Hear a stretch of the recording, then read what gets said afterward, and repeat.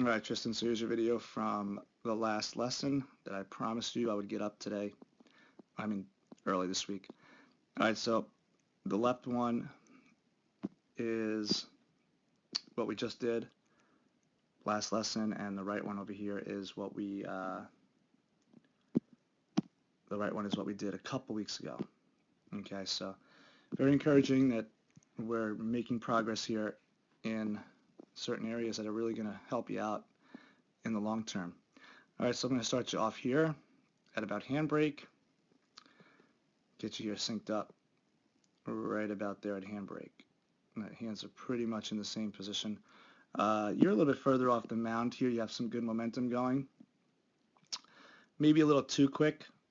I like the way you're starting in the left video and the way you're loading your leg. I like this too, but remember, it's not about how quickly you start. It's just about it's more important how quickly you can accelerate at the end into front foot plant. So it's not such a big deal to move that quickly off the mound.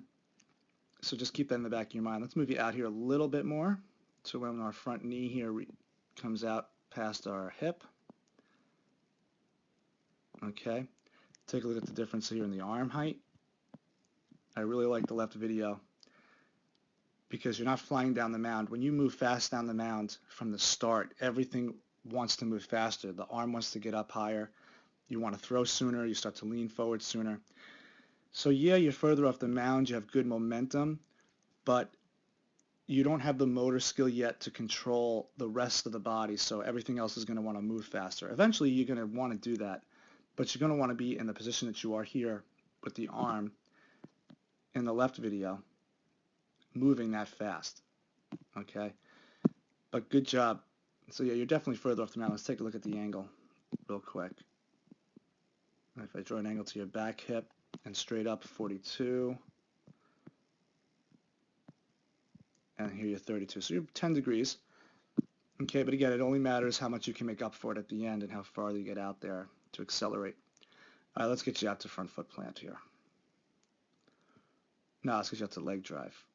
That's where your leg drive begins, and that's where your leg drive really begins right about here.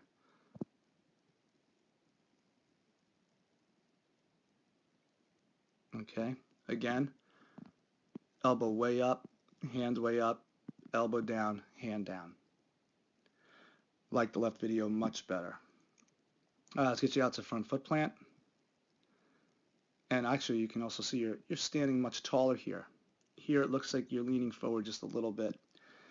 Now let's get you out to front foot plant. All right, or at least just touchdown. Alrighty. Let's take a look and see if you caught up a little bit in the distance that you're off the mound, because it looks awfully close. And there, let's pull this up to about 57. And there, 61. All right, so you're 4 degrees off. That's not too bad. That's not too bad. You just weren't able to accelerate because you have so much weight now on your back side because you're keeping the trunk more vertical. So that's going to happen. But look at how different you look here. I can read the entire shirt here. If it wasn't blurry, I actually could read the words, but I can see your throwing shoulder. I can see your glove shoulder, your glove hand, and your throwing hand hasn't even really gotten up into full cock yet, where here you're already rotating and your face is already leaning forward. So let's take one more measurement here to show you the difference. So here you are at 90. I'm going to go right to your cheekbone, 96 degrees. Let's go to your cheekbone just after your ear. And you're at 86. That's a 10-degree difference there. That's really impressive. So if I take this line and I rotate it this way, this is where your face is going to end up going. This is where your trunk's going to end up going. Okay, so you don't have too much space there, right? Here, because the angle is smaller, you have all the space to go. And you have a lot more time for the arm now to get the forces. So the power of the ground is now going to go up this leg to this hip, and it's going to slam you open real quick. Okay, the only thing you're missing in this video here is a complete leg drive. It's a power move. It's just going to take time. So you see how closed off your hip is? In this video, your hip is a little bit more open, but that's only because your trunk is leaning forward. So there's less weight down here on the back leg, if you can understand what that means.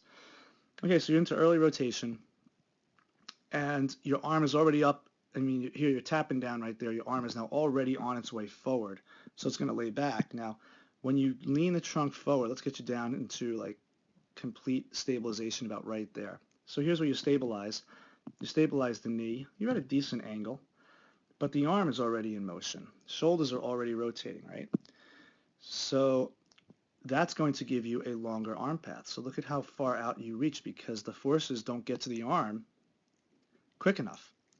So the arm will lay back and it's going to be forced to move forward with the trunk, and it's going to cast out in front of your face.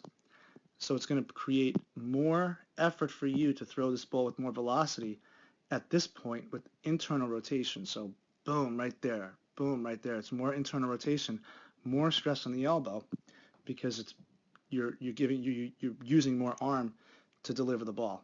Let's take a look at the left video. So here you are. You stabilize good right there, and look at where your arm is. Now it's starting to come through. It'll lay back quicker, and the elbow gets abducted, the shoulder gets abducted, so the elbow gets up over the ear in a much better arm path.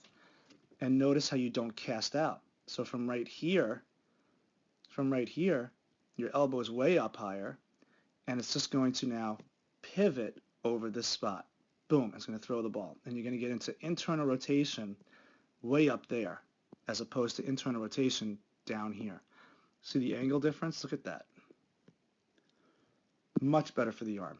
So good job. Now, again, because you're able to keep the trunk back, you're forcing a lot more weight on this leg. So when you follow through, it's just harder. So you're standing straight up because you just don't have that power yet. But it's great that you're able to get the coordination now. Do this 100 times a day, Tristan. Okay, sets of 25 or 25 sets of 20, however you want to work it. Don't throw them all. Throw only a few of them, but get this memory. Okay, get this physical movement into your memory built in, so that we can now work on the legs and get you more powerful, so you can actually execute the mechanics of a power pitcher. But you're on your way, man. This will be very encouraging for you because this is a tricky thing to get, and you have just figured it out. So let's take it from there, okay? I'll post this up for you, and then hopefully you'll be able to watch this before your next lesson.